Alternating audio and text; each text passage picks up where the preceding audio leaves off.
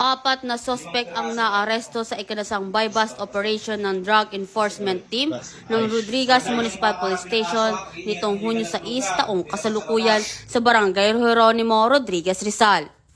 Kabilang sa mga naaresto ang 2 high-value individuals at 2 street-level individuals. Kinilala sila sa mga alias na Joji, 30 taong gulang, high-value individual ng Barangay San Jose, alias Chacha, 29 taong gulang, high-value individual ng Barangay San Isidro, JP, 39 taong gulang, street-level individual ng Barangay Pinugay Baras, at alias Dondon, 36 taong gulang, street-level individual ng Barangay Pintong, Bukawe, San Mateo, Rizal.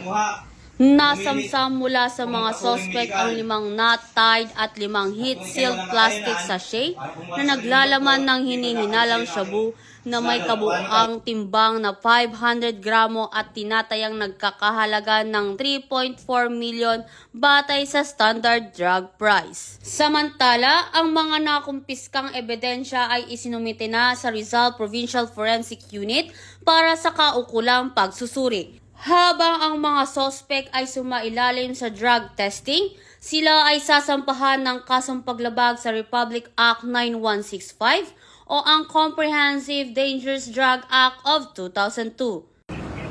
Mula dito sa Calabarzon, ako ang inyong Police News Network Correspondent, Patrolwoman Jessica S. Obrero, alagad ng batas, tagataguyod ng Balitang Pulis.